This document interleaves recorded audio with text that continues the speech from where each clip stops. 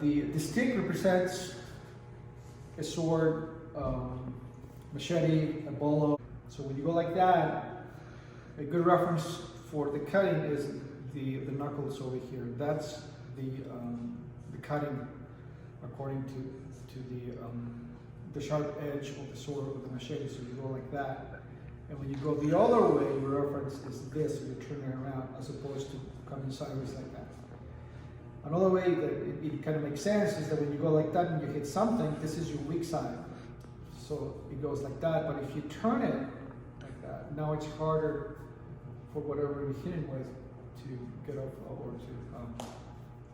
to lose it. Also, when we talk about sticks and knives and swords, machetes, bolos, or whatever it is, people always question the technique, and for good reason sometimes. But what people miss is that whatever technique you're doing, whatever concept you're doing, whatever tactic you're doing, it all has to have context. It has to have context, and a lot of the techniques lack the context. So, as much as people like to question the technique, they don't have a context for the technique. So they don't know whether it will work or not because they don't see the context that the instructor is working from, right? So if I want to use it for a purpose, the person that's seeing the technique, they don't see that purpose. They don't see that place. They don't see the time, the place, or the person that I'm using it against. Should I say do that? Distance, timing, all of that good stuff. This is the 45-degree angle, 1, and this is 2. Some people go 1 and 2. For right now, we're going to go 1 and 2, X pattern, 3 and 4. And as you can see, I'm turning my hand so it simulates the edge of the weapon right here. All right.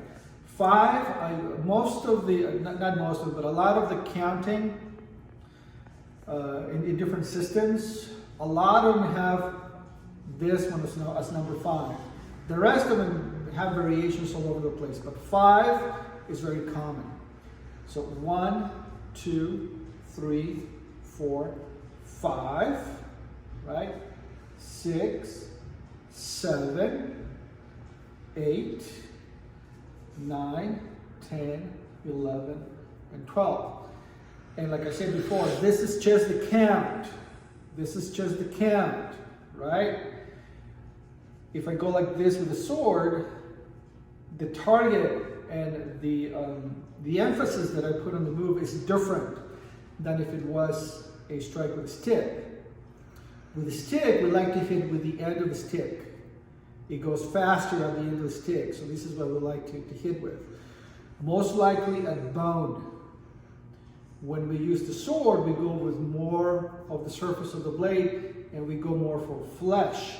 So the strike with the sword or the machete or whatever edge weapon that you like, it would go, in this case, towards the neck. If I do a strike over here, I like to picture this same angle for the clavicle, right? If I go like that, it's a different story. So let's just focus on this. Same for the other side. So on the sword, you cut. On the stick, you hit.